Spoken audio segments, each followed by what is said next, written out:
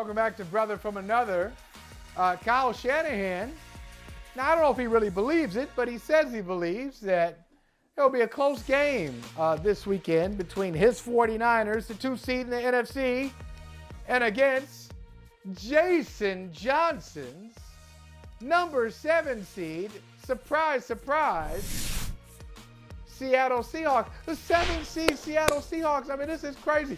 When they won their game, it's like, okay, well, that's a nice little win over the Rams in overtime. But we know the Packers. The Packers got it there at home against the Lions, and that'll be a close game, but the Packers will probably knock it down. Nope. Seattle gets it. How do you feel as a still Russell Wilson-less Seahawks fan? How do you feel about getting into the playoffs? I have to say this. I will admit now for the entire world, including local radio people in Seattle, who I'm cool with this particular point. I am impressed with Pete Carroll's coaching of Geno Smith. I think now that the Seahawks probably only have the 5th seed because the Broncos were able to win their final game, that they might have to stick with Geno. But I don't think Geno or the Seahawks have a snowball's chance in Cancun of actually beating the 49ers in the playoff game this weekend. It's not going to happen. Brock Purdy is eventually going to turn back into a rookie. They may not make it to the Super Bowl, but I don't think that this 49ers team has anything to worry about from this particular Seattle Seahawks team. This particular Seattle Seahawks team doesn't have the defensive scheme. They have the defensive players, but not the defensive scheme to go against Debo and McCaffrey and Ayuk and every other person that the 49ers have. So I am looking forward to the game, but I know what's going to happen. Okay, now listen. You didn't say. I thought you were going to say they don't have a snowball's chance in Cancun to keep it close. It's a little tease for my bet your money coming up. Now I don't think they'll win it. But hey, Doc, I think in the third quarter you're going to be like, wait a minute. Okay, we still got a game here. No. You think they're going to get blown out? No. You think they're going to get blown out by San Francisco? Close only counts in gunshot wounds and coup attempts, okay? Like, that's the only time where close really matters. And when it comes to football, ain't no such thing as close. Close doesn't matter. They're probably going to lose by 2 scores. I honestly think they're going to lose by 2 scores.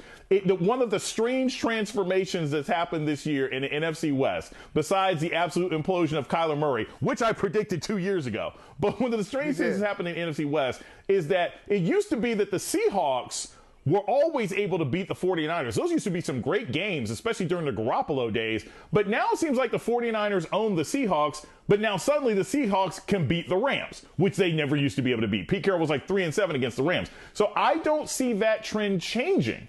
And it seems like Kyle Shanahan, as much as this deeply pains me to give any credit to one of those Nepo baby coaches in the NFL like Kyle Shanahan, who I never respected from how he treated Donovan McNabb back in the day at the Washington Commanders, who managed to trick everybody into thinking that Matt Ryan was competent and still choked away the Super Bowl when he was at the Falcons. I have to say that Kyle Shanahan seems to have finally figured out the cheat code to beating Pete Carroll. All right, before I ask you about padding one's resume, not you, but there's some people out there who pad resumes and still keep going. You know who I'm talking about. But before I ask you about that, tell me about the shirt. Tell me about the shirt. I'm intrigued. What's going on here? Yes.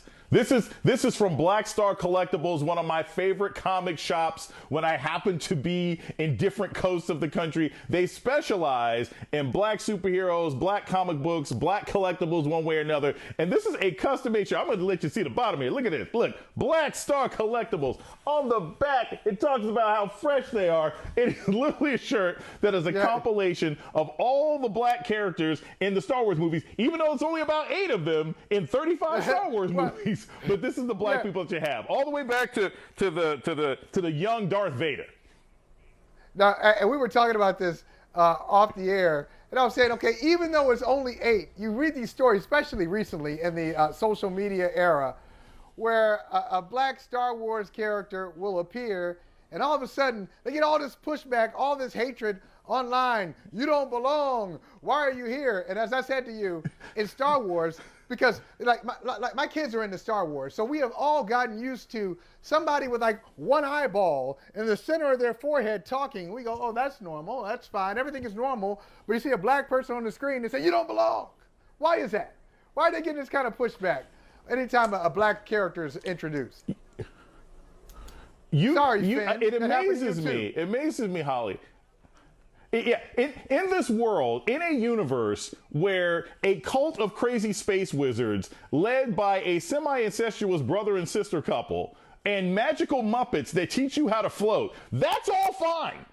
That's all completely normal. But the idea of a black stormtrooper, and let's be clear, the first time that Lando Calrissian was introduced, right, he was introduced as a pimp and a hustler. Like it was just right. There was almost a Scorsese level of racism coming out of Han Solo when he described Lando Calrissian, and yet you still have this hostility all the way up to the Reva character, the third sister last year. I think, frankly, that the vast majority of Star Wars fans, I know Ahmad Best used to play Jar Jar, the vast majority of Star Wars fans and people in it, they want to see a happy, open universe. But you have those loud fans who have a fantasy version of what they think this universe is like, and they don't like seeing black and brown folks.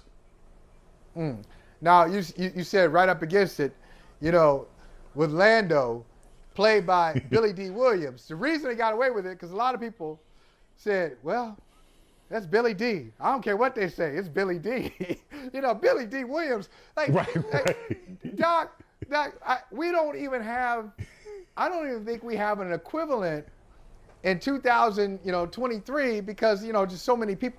Like, I just don't, people just got to understand what Billy D. Williams was to the culture, especially to the sisters of the culture. Oh my God, Billy D. I heard about growing up. Oh, no. My aunts, my cousins, they all talked about Billy D. and that was it.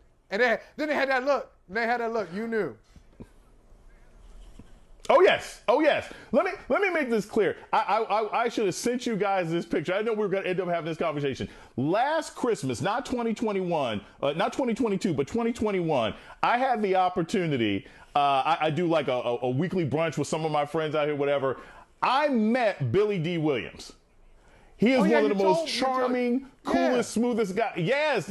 And then LeVar Burton showed up. So I got to hang out with Jordy and Lando at the same time. Even Jordy was impressed by Lando. That is how much of a big deal Billy D. Williams is to the culture. That Star Trek people are in awe of hanging out with Star Wars people. I mean, he is just a charming, gracious, incredibly entertaining, still very, very witty guy. And I think there are very few, there are people who catch pieces of him. There's Jamie Foxx has a little bit of his energy, and Michael B. Jordan has a little bit of his energy, but I don't think there's anybody in our current Hollywood that encapsulate all of the charisma and the charm and the sex appeal and the action that he had through the 70s and the early 80s. It's probably the only reason that he was able to break through the glass ceiling in the Star Wars universe and be the first black man to get into a hyperdrive.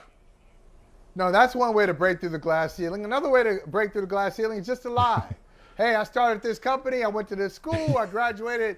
You know, I wasn't number one in my class. I was number 3. On and on and on and on. I can't wait to hear your take about George Santos and what it means for the American political landscape. You know, this man is like ground zero for intersectionality. He told us he was a gay, black, Jewish, lost employees at the Pulse shooting, a national championship volleyball player. I am literally waiting for him to tell me that his name is Jason Johnson, because he's literally taken on every identity he could think of on the face of the planet. I said this at the time, Holly, and it's bizarre to me that there was so little vetting, not just on the part of the local Republican Party, but I can't believe that his Democratic competitors didn't just do simple checking. The man has made up his entire existence. We don't know if his name is really George Santos. He has an ex-wife. None of this makes any kind of sense. But what I think it indicates is that there are ways in which we make assumptions and policies we shouldn't make anymore. We assume people are going to be somewhat honest. We assume people are going to tell the truth about their taxes. We assume that people are going to be honest about how they voted one way or another. You can't assume those things. You have to check them out. Right. And if we had a semi-functioning government, at least on the House side, that wasn't run by a bunch of dime store terrorists masquerading as a political party, they would probably kick him out. But McCarthy and most of the Republicans have little or no political integrity anymore, so they're going to let this man and his lying self continue to show up. He is the embodiment of the "why you always lying" meme that was really popular a couple years ago. I don't understand. They should play that every time he walks into the chamber. I would die if I heard him say, "Hey, my name is Dr. Jason Johnson." I may have taught a couple classes at Morgan State. There's a couple classes, my students love me. Last thing with you before we go, and I don't know if you have been following the Sean McVay, will he stay or will he go? Well, today, yes, the Rams have announced that Sean McVay and McVay is announcing that he's staying. So what do you think that means? Sean McVay will return. Here's the Ian Rappaport tweet. He took a few days to consider his future, and now he is going through staff changes. So was this whole thing about staff changes? Is it a passive-aggressive way of saying, "Hey, you can look for another job. Go ahead. I don't know what I'm doing." Then after he tells him that, you're like, "Well, by the way, I'm coming back." I don't know. What do you think? It reminds me of like this 20-year-old comedy routine Sinbad used to do, where he said, like, you get into an argument with your spouse and she gets out the car. She ain't really trying to walk home, right? She's just going to pretend that she's walking home. You just keep the car going, and eventually they get back in the car. It was like the old school said. This is all this was. Sean McVay got out of the car and said, "I'm going to walk home. I'm going to leave. I don't want to do this anymore." He was never going to quit being the Rams coach. Ever, under any circumstances. He's 36, 37 years old. Well, why do you say that, though? Why do you say that? But he's been to 2 Super Bowls. He's got a Super Bowl win. He'll be a hot commodity if he steps away and comes back.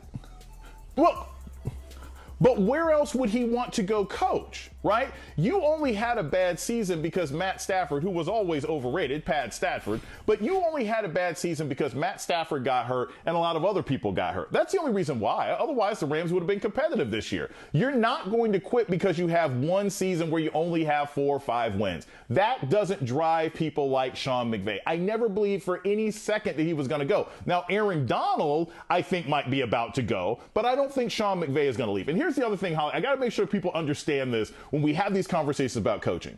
The coaching process, and your last guest was just talking about this, the process of being selected as a coach is so arbitrary and so difficult in the NFL. These owners don't really know what to look for, but they look for somebody who reminds them of them, or they go pick the biggest name one way or another. Sean McVay has a rich owner, a fantastic city, a Super Bowl ring, a Super Bowl appearance. What better opportunity would there be for him if he were to leave the Rams? You want to go coach Kyler Murray? You can't even get him to study. You want to go to the Broncos? It might be a good team, but your starting quarterback is 34 years old. You want to go to the Carolina Panthers where they have no quarterback? Or do you want to go to the Texans where clearly nobody there knows anything about coaching? Sean McVay was never going to go anywhere, which now means, my guess for this weekend, that Sean Payton is desperately hoping for the San Diego Chargers to lose to Jacksonville so he can work with Justin Herbert, because other than that, there aren't that many good jobs left available in the NFL this offseason.